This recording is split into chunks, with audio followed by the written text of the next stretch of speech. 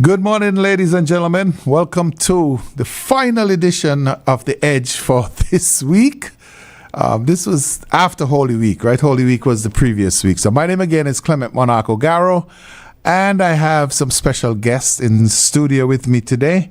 We're going to be talking about the Global Sustainable Islands Summit to be hosted here in St. Kitts and Nevis. And we'll get all the information. But first, let me introduce my guests who are here with us today. I am Clement Levine. I'm the Permanent Secretary at the Ministry of Environment, Climate Action and Constituency Empowerment. Good morning, everyone.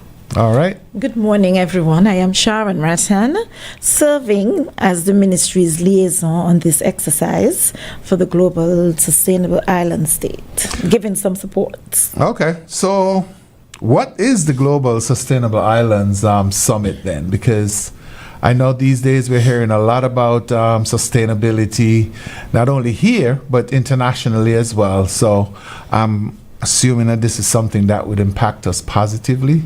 So what is the summit about? Well, in short, I describe it as an opportunity.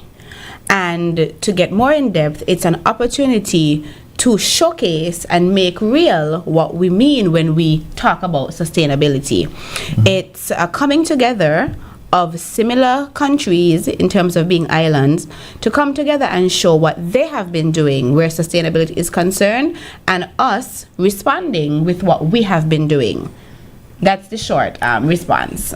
And I can add on that. It is hosted, we are co-hosting, St. Kitts Nevis is co-hosting with Island Innovation, a consulting, an environment consulting company who is they're focused on connecting positivity in terms of the climate and islands. So it's an opportunity for us, while at the same time, we will be sharing best practices, we will be looking at our challenges, learning from each other, and at the same time, we are positioning ourselves on the international stage where our sustainability destination will end up.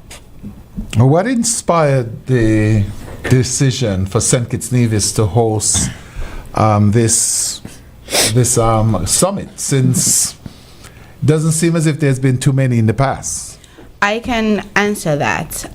When I became permanent secretary, or even before that, when I joined the ministry, it was very apparent to me that so much was already being done on the ground in St. Kitts towards sustainability. Long before the term, became as popular as it was, things that we have been doing have been along those lines. And so, having been to the conference ourselves, it was like, St. Kitts is a sustainable island state, or we're on the road, and why not bring it together for the people to show and make it tangible and real that it's not a new thing, it's a branded thing to showcase what we have been doing, and as well being able to share with the region and our other partners and show them, hey, we have things that can help and we want to partner. We have technologies, practices that we want to share towards bettering all of us. And so it was really a matter of why not, because so much had already been happening, and we do have a wonderful product that we can showcase. Ms. Rattan touched on it, our sustainable destination, saying it's being a destination, and the fact that we can brand ourselves as that is proof that we have a lot going on. And so pulling it together in this package for people, why not? Added to that, though, I think it's important to emphasize this. The PS attended the second one in Prince Edward Island along with the Prime Minister, our Minister, the Honorable Dr. Joya Clark, the Prime Minister, and a delegation. And because also we are making a pitch to the world about the vision of becoming a sustainable island state, this is a very good opportunity for us to take. Because I could tell you, there are persons who are going to be here who have never been here before, this part of the world before. We would have persons from Tuvalu, Palau, and the Marshall Islands. Well, you're wondering where they are in the world, right? That's in the Pacific Island states. Well, it just shows that we have routes that can get them into St. Kitts Nevis. So. No, it would take a bit longer. Well, true. No, my notes here says that this is the third edition of such, summit. Where were the other two held before? And were we, I know you said that we were at the last one, but were we at both of them? The first summit was in Portugal. That was before my tenure. Okay. And before mine too, let me say, we've never heard of, we heard of Island Innovation, but not the summit. Okay. Good. The second would have been in Prince Edward Island in Canada. And now, happily, the third will be in St. Kitts. But I want to point out and hearken to something from the Prime Minister's lecture series last year, where Psyche Southwell made a presentation and she spoke about our size being an asset.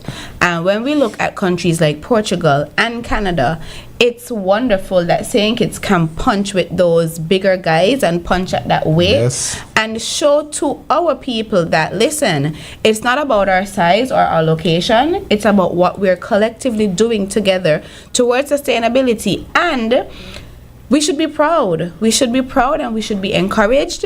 And I'm so happy that this is something that the ministry is able to undertake with, our valiant Miss Rattan as lead.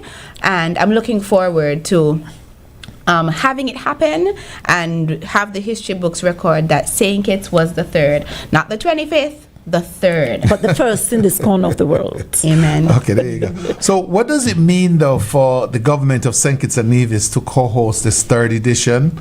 And how does it align with broader environmental priorities and our sustainable island state agenda as a whole? I know you guys have mentioned some of that before. Yes. But what does it mean for our government? The pitch that we are on the road to being a sustainable island state, and the opportunity to share with the world. I mean, P.S., when I was there before, Minister, there have been too many fora across the world speaking about it, presenting it, advocating for it. Sometimes I know people question, did they have to go? Yes, they had to. There are some tables that you have to sit at. Otherwise, you don't get notice. And that's why we got notice to have the summit here. But to add to that, it's an opportunity to share what the hot topics on the sustainability will be. And it aligns to the sustainable. Looks like you're going on to my next question. Yes, but let me tell you, we're going to have hot topics on water. We know how water is affecting us here. Absolutely. It is not just about not getting water in the tap, but we have to think bigger about the infrastructure, the sustainability of it. More of our population has need water, at a rate that we are not responding enough with the infrastructure, and also to the climate change events. Energy is another topic, hot topic. Sustainability in terms of the economy, agriculture, tourism. So we have a variety of topics that would help us to think about what changes do we have to make to become sustainable, to be resilient. And right now we have just passed the act having to do with plastics. We are changing behavior. And P.S., you probably could give some more information on this. Well, no, I was just about to ask that question. I mean, well, not ask the question, but just to say that I think some people think that sustainability probably has only to do with the fact that, yes, I have to take my bag to the grocery now. Oh, no. But there's a lot more as well. So I'll give you the opportunity to respond. And I'm going to compliment a lot of what Ms. Rattan said by saying, and you mentioned it when you started in your introduction that we've been talking a lot about sustainability. And for me, this conference is not just talking the talk, but walking the walk. And the ministry on a whole, what our work really focuses around is behavioral change. And literally, this is what we have to do. This is the next natural progression. When you look at the mandate of the ministry, we have our Sustainable Island State Agenda, which will have a milestone feature during the summit. And this is our way of showing Kittitians what we've been doing, and not just, as Ms. Rattan alluded, with single efforts, but bringing them all together across the suite of topics that we have.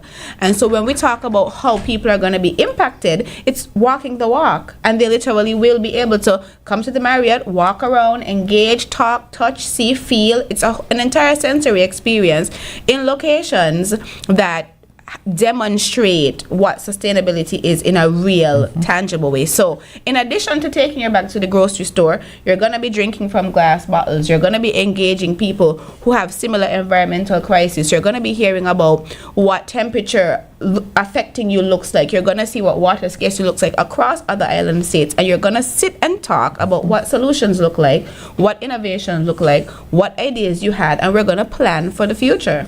And it is something we have to embrace, Monarch, because to talk it, but to show that we have to prepare people for the change of behavior. Absolutely. And I don't think it has internalized us yet. It took us quite a while with the plastics, I'm getting there. I now have my, plastic with me everywhere I go. It's really... we have made progress, but the journey on this started since about 2020. I could speak because I was there with that journey. And some people, they're complaining, but they got practice. There's some years we had in the month of June, every Monday, no plastic bag day. If they could recall, I remember looking at pictures of people taking their cardboard boxes to the supermarket. And the supermarkets were ready. So right now it's just a nice, interesting reveal of how people are responding. And they're getting there. They're getting there. Well, and some of the young kids are seeing how we operated back in the day. Exactly. Exactly. I want to emphasize before you go on. Yes. The locations are not just in St. Kitts. One location will be in Nevis on the 26th. That is a special geothermal forum. Energy forum. So this is part of the satellite forums that you're going to Yes, it's one of the satellite forums and fora, and it's important because the energy source has been identified in Nevis, and we have made some progress with that. So I just want people to know that we have a variety of locations. All right. What about international partnerships in this? Because I know that this is not something that we can do on our own. It's very costly. What type of international relations and assistance that you guys are getting in terms of this whole sustainability movement?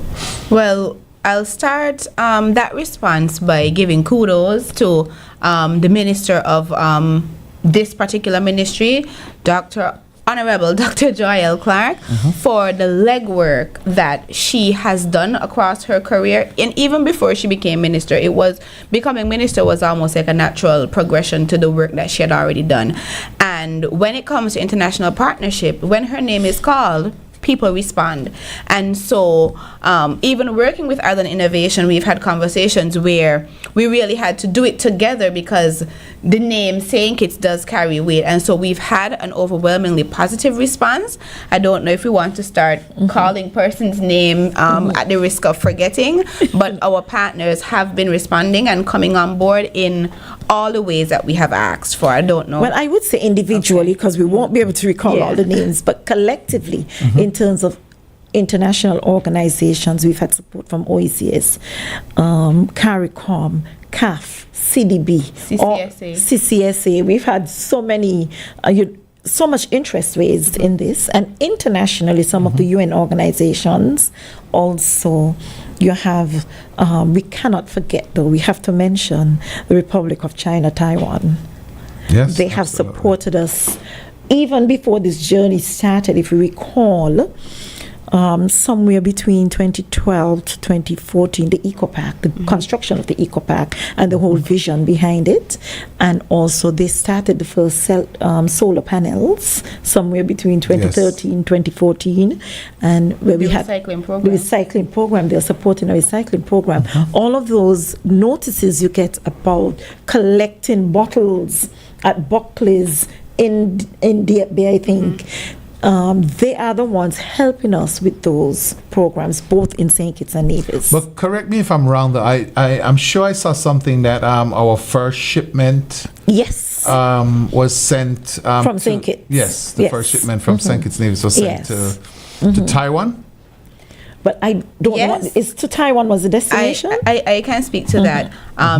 We have successfully through our partnership with the Taiwanese Technical Mission, ICDF, we have successfully shipped our first container, and it is going to Taiwan, and it's going to come back in the form of t-shirts and tote bags. Wow. And we had samples at the actual launch.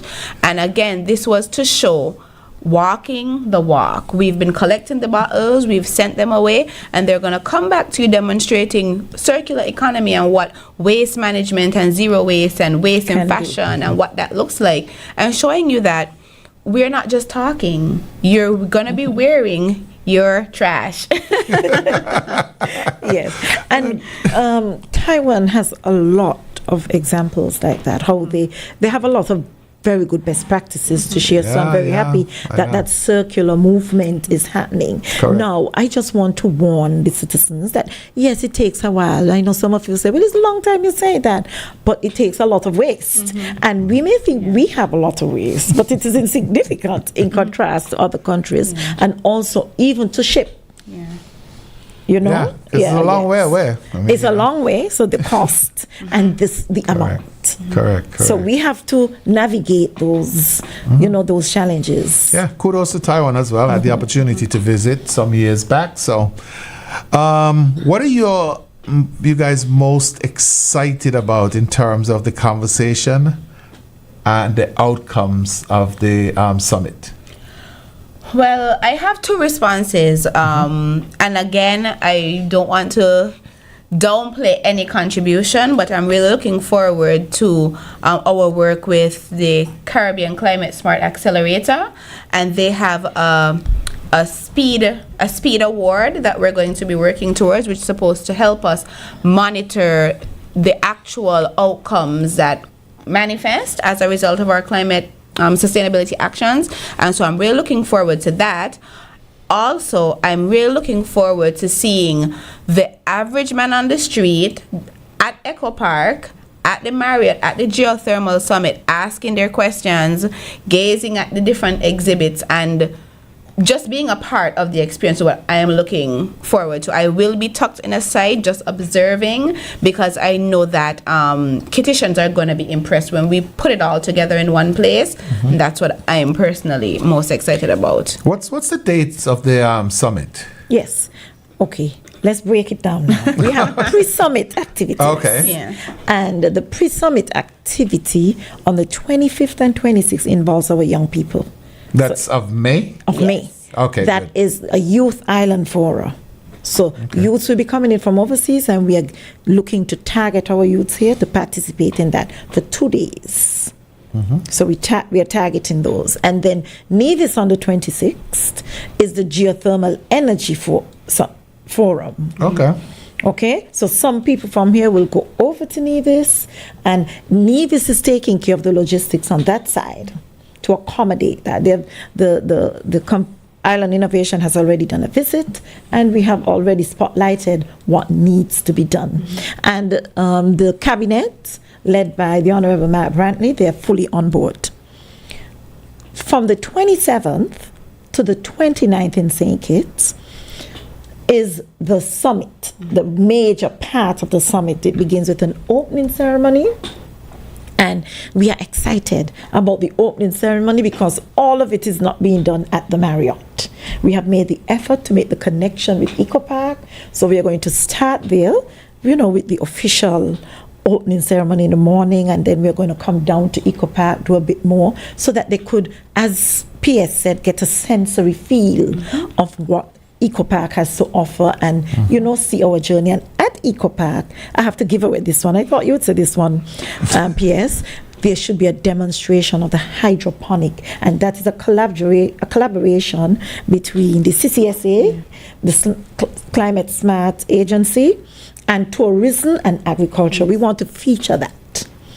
And they go back to the hotel, and the 28th and 29th plenary, we're going to have a pavilion.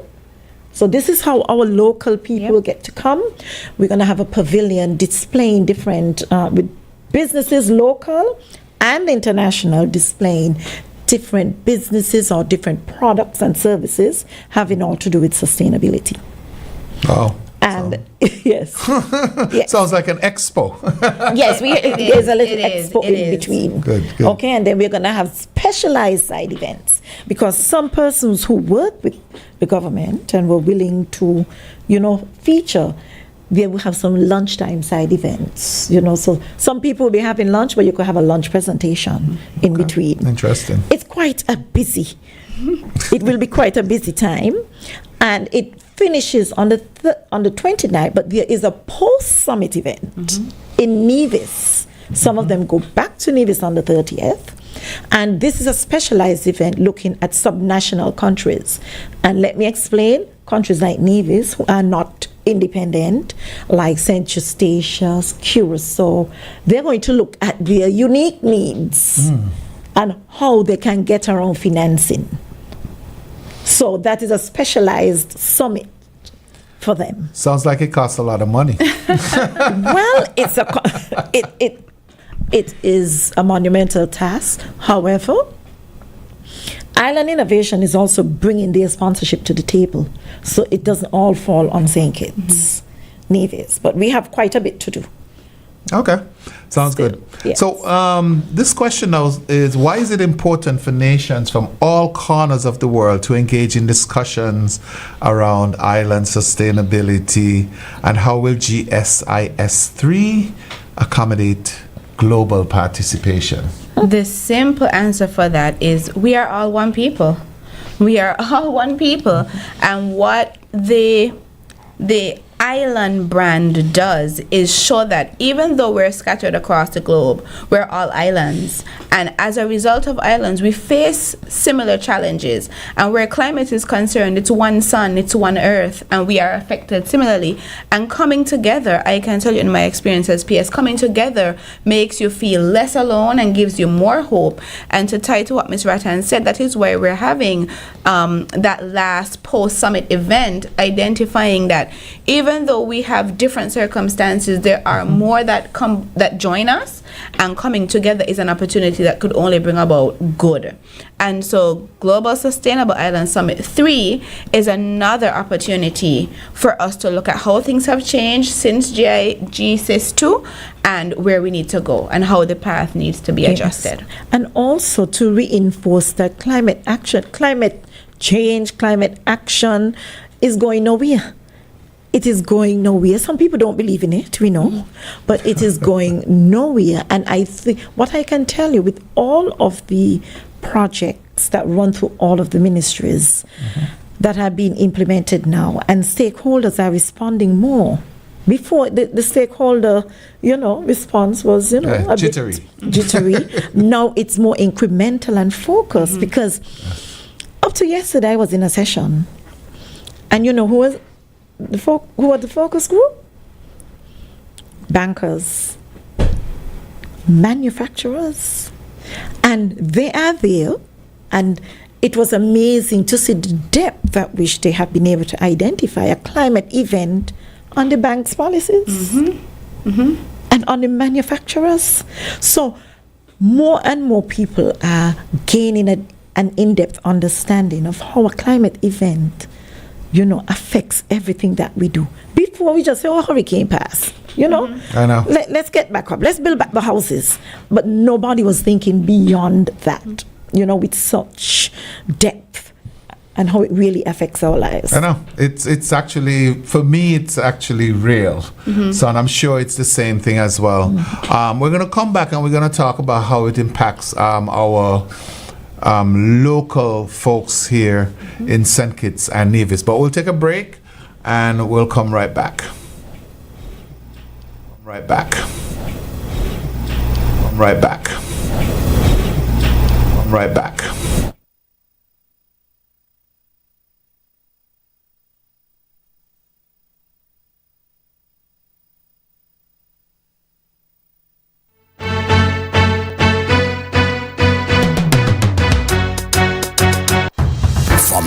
Of ZIZ Radio comes a political talk show like no other.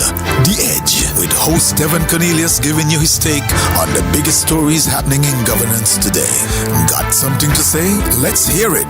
Give us a call at 869-465-2555, Monday to Friday from 11 a.m. to 12 noon. One solid hour of in-depth analysis of the machinery that makes our country tick. The Edge, cutting into the matters at hand. Music maker.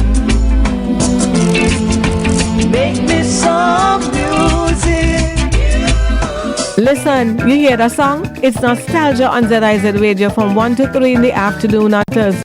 On Nostalgia, everybody has a good voice, so relax and go in the zone with us. Get your songbook, look in the index, find the song that is playing, and sing along. Join ZIZ Radio every Thursday from 1 to 3 for Nostalgia. It's music to soothe you right where it hurts. ZIZ Radio, touching you with variety and style. Do you have a dear mother? Moments for Mom is ZIZ tribute to all mothers. Do you want to do something truly unforgettable for your mom this Mother's Day? Show her love like never before with a personal video tribute broadcast on ZIZ television. Come, step in front of our cameras and tell the world just how much she means to you.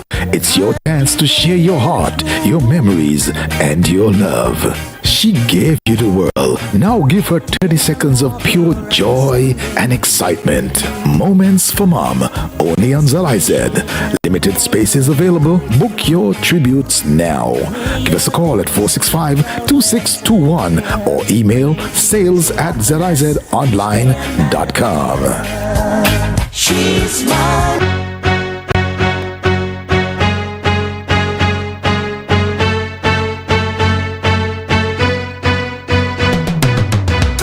Okay, welcome back to The Edge. And of course, today we're talking about the Global Sustainable Islands Summit with our folks from Sustainability.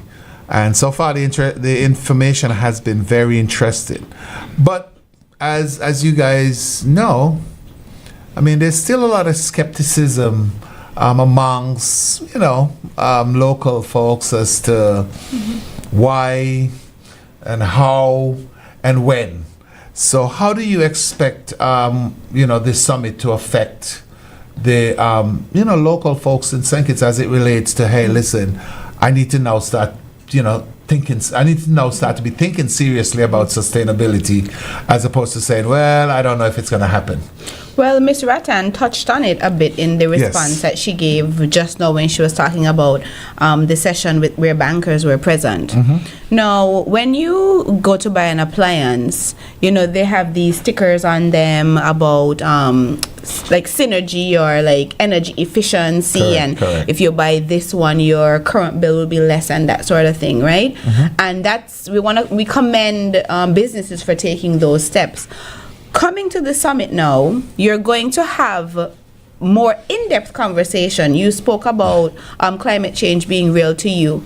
When you're hot, you can't work, you can't earn. That's important for you. That's important for the businesses. What does that look like? Those are the conversations we're going to be having. What does it mean for you to be extremely hot, affecting your productivity, your ability to earn, and your employer's ability to cash in on your efforts? And what does it mean to get an AC unit installed on the building towards that? And what's a more efficient way to get the cooling unit onto the building so that you can be more productive? And also, what other things can you do? What are you eating while you're at work? How is it contributing to the heat you're producing, to the energy level that you maintain? And we don't think about sustainability in this way, but this is what the summit does. It brings it together. I recall when we had our Island Youth Forum at the Royal St. Kitts, one of the moments that has just resonated with me is one of the hosts, they were talking to the children and they were asking them, when you think of climate change, how many of you are scared? And all of the kids raised their hands. How many of you are anxious? And all of them raised their hands. And we don't talk about sustainability in this way. How are you being affected mentally? How do you feel when we talk about these things? And coming together with like-minded people talking about these things will affect each one of us and how we approach sustainability.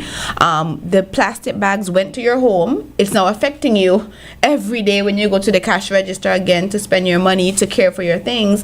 And so this is just stepping it up another level bringing people face to face with the reality that sustainability and climate affects you, and you need to think deeper and in a more penetrative way about how your actions are contributing and are being affected by this bigger existential problem. I want to follow on. That's one example looking at it that way. But I'm glad you mentioned energy PS, because energy for us, I think for us, we are experiencing this love-hate relationship with energy because we want it. We need it for everything. Exactly. But we hate when the electricity zaps. We hate when the bill goes up. And this exploration of the opportunity to access geothermal energy, some schools of thought think, oh, that's a waste of time. It's very expensive. It is. The outlay is. But if we are tapped into that, you can imagine how we can transform our lives and economy, because businesses are very concerned about the cost of energy. The average person is concerned about the cost of energy. And I think that it gives us the opportunity to learn that, look, fossil fuels are really expensive. I don't think people have an appreciation for the amount of money Skelec has to spend on diesel. You know, we all want the energy, yes, but we have to create some balance. Now, we are not saying if we are able to access geothermal energy, of course, it will go at a cheaper rate. Yes. And we have there's the possibility of getting its byproducts like green hydrogen, and, you know, we are well positioned for that. And fingers are crossed for that journey, you know, for us to traverse that journey. But the cost of energy affects business. It affects, in turn, affects the cost of something else. Okay? And also, we have to make sure our infrastructure, our energy infrastructure is more secure. That is the plan.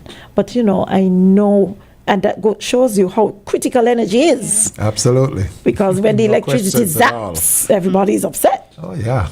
You And know? I think too that the summit is an opportunity to bring the government and the people closer, as well as, you know, public-private partnership to show that there are lots of people who are taking the bull by the horn and trying to be innovative and leading the way, but they can't do it alone. Yes. At the same time, the government cannot also do it on their own, and so coming together and talking about how can we partner is really, really exciting. And people being able to say, okay, this is what I want to do. I know when we embarked on the plastic ban, several people came and said, okay, these are businesses that I want to embark on. I want to begin to produce A, B, C, and the government being able to say, okay, well, what infrastructure do you need? What has happened at custom? What has happened at the banks? And showing how we are all connected. You know, there's this perception that the government is this thing over there and I'm this other thing over here. And I think this summit is an opportunity to bridge the gap and show us that we are all in this thing together. We are connected, and all our efforts, when we pull them together and we think about it, can benefit us all in a more substantive way. And the path to the sustainable island state will do that for us as we delve more into it. Because, as we said, it's a shift in behavior. It's a different way in how we do things. But at this time, I want to commend some businesses who already are on that pathway. And you have to commend TDC for the vehicles. You know what they call them now, the hybrid vehicles, and they are interested. I think both TDC and Hosford, they're now interested in doing more, the full electrical vehicle. And then you have alongside them, CFBC did a project the other day where they trained the mechanics and the schools, that division, in how to be ready for that. So little things are happening. I think we just have to make a better way of connecting them, and I think we will get better at it as we go along. So those are some steps. You know, what are other steps right now as it relates to sustainability for St. Kitts Nevis? Following the summit. Well, you have to come to the summit to find out. I can give a few examples. And we have that feature at Echo Park where we're going to have our sustainability spotlights, where, you know, we'll be revealing and showcasing, and you'll be getting in addition to what Ms. Rattan will share, but come on out to the summit and see. Yes. Well, at the Eco Park, we are going to be, because we've spoken about the Sustainable Island State for quite some time, and we know that some people are wondering, well, what is it? I think we have reached a point now where it is fleshed out. So there are 7 pillars which we will share with you. So you would know, well, these are the focus areas. And what we are hoping is all planning go through these pillars. And we have aligned them to other frameworks across the government. So that's one. Now, there are a lot of other projects on the ground right now that speaks to our sustainability efforts. One I'm familiar with is coastal zone management. Right now, stakeholders are involved in that. Okay, coastal zone management, a feasibility study right there. We know the Irish Town Bay Road is a challenge. It's a challenge every time you even have some rough waters. So a variety, that's just one. And that's an urgent one, we know. So efforts are being made now to, get funding, get everything, collect as much data as possible so we can make the right responses. Okay, so we have a variety of that. Another one that we have also is the financial institutions who have to become accredited in order to access global finance. People say, oh, this organization gives money. No organization gives money just like that. No. It doesn't just give it like that. So there's an accreditation process, and we have 2 financial institutions working towards that process so that we don't always have to bring an institution in to do something for us. But we have to get with it. That global financial architecture, understanding it, being a player in it is critical for us moving on. All right. And to the callers out there, if we have anyone who wants to call, they can go ahead and give us a call at 465-1977, 465-1903, and 662-8674. That's a WhatsApp number, so if you're calling from overseas. If you have any questions, just give us a call. We'll take your call here for the next couple of minutes. In the meantime, though, how does folks here and around the Caribbean, or anywhere for that matter, get information, or is there a ticketing process to get in, an accreditation process? How does that work for the summit? Well, I can answer briefly, and Ms. Rattan can give more details. Okay. My short answer is Ms. Rattan. You see her on the street, you flag her down. You have her WhatsApp, give her a ring. That's one way. We also have our email, gcsecretariat@gov.kn. We also have the ministry, and Ms. Rattan will tell you about the Island Innovation website and that part. But the easiest answer, Ms. Rattan. Okay. Before you go, we have a caller online. Okay. Well, we lost that caller, so you can go ahead. The PS is stressing me out. No. No, we know you can handle it. Absolutely. No. Island Innovation, our partner, our co-hosting partner, they have a website. It's www.islandinnovation.co. They are handling the registration processes. So if you're interested in going, there's a cost to register. So persons overseas who are going to come, they have done that. Okay. And when you purchase your ticket online with a card, they send you an email, then you get to book your room at the Marriott. Okay. Generally for those persons outside. For the locals, no, it is a different kind of conference. Normally our locals don't pay like $450 US or $800 US to go to a conference. So we had to take that into account. So we have negotiated a base cost price for us here in St. Kitts Nevis, $250 US to access everything. Now we would target it because we know the average person would not just get up and do that. Correct. So this is targeted across all ministries and certain institutions.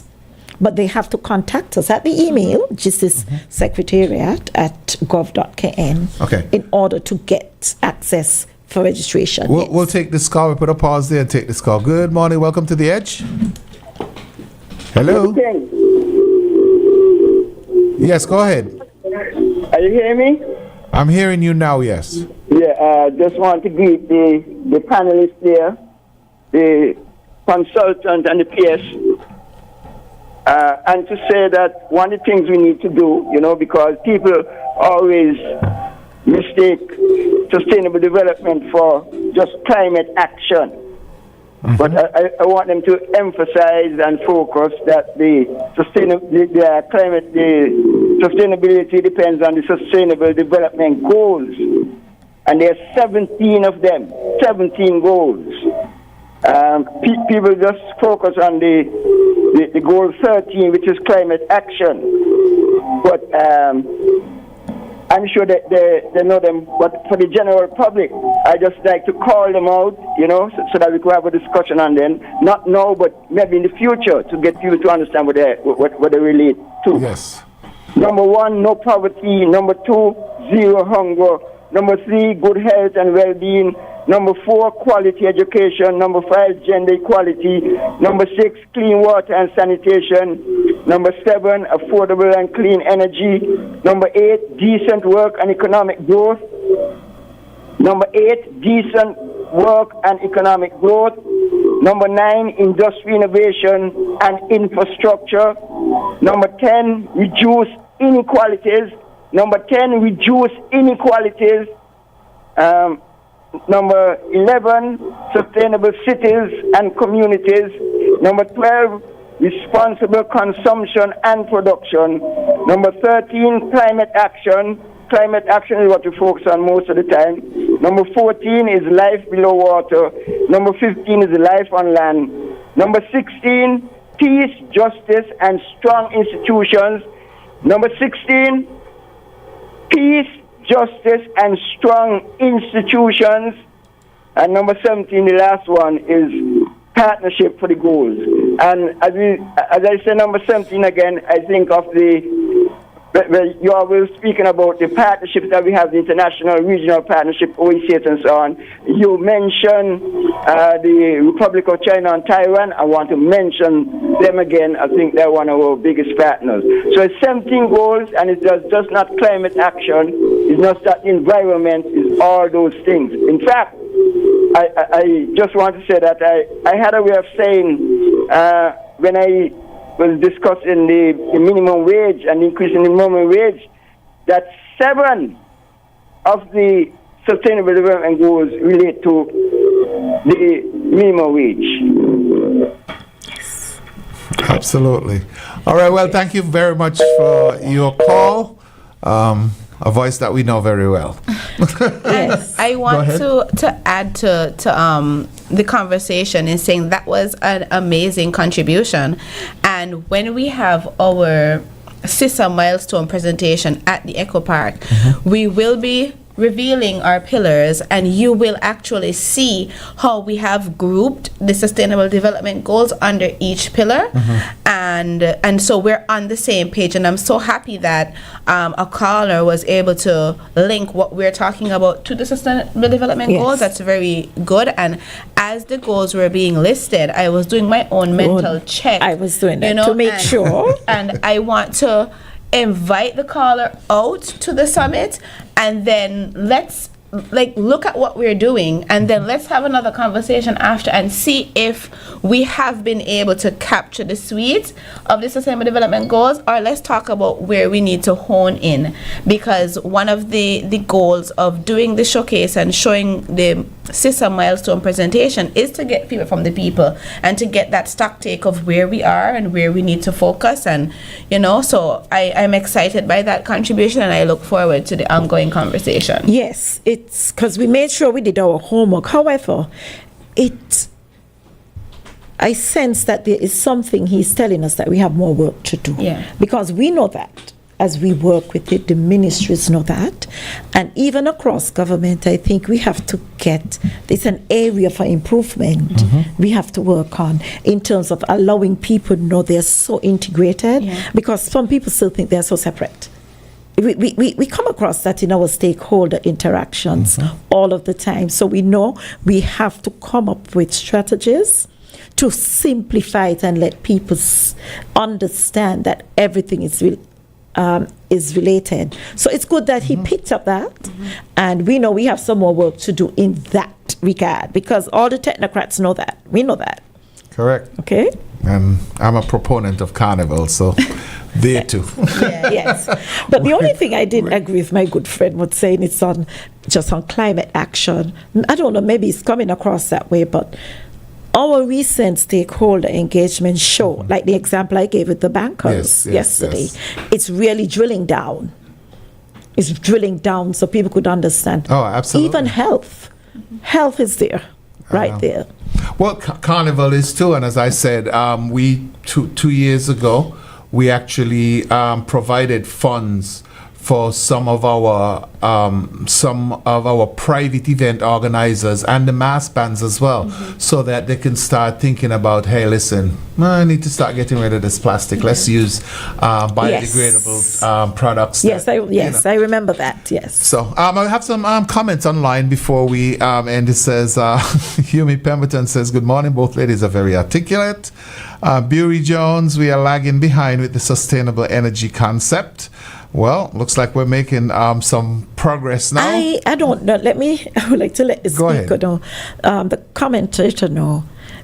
It is quite a journey, especially for small islands who are so dependent on fossil fuels. You know, it is because within that comment, what the person has to think about is, look, we are paying so much for fossil fuels. How do we access the natural resources? That has a expensive cost outlay. Okay? Even with this geothermal, I mean, we are getting help. We have gotten help from the GCF, the Green Climate Fund. Correct. To assist CDB us. has also yes, they're working along with CDB. Yes. And that startup work is expensive. And the research, all of that has to be done. So I would like to say, when it comes to the energy, for me, and because I know what is involved, any government, any future government, all of them need to hold that to the center, because it is something that would benefit all of us in finding cheaper solutions for our people. Good. And Bury also mentioned, of course, the solar farm and the electric cars as well. These, I'm sure, will come. Yes. All right. So we're almost out of time. So what I'm going to do is to give... Time passed by very quickly. I know. That's when, information is sustainable.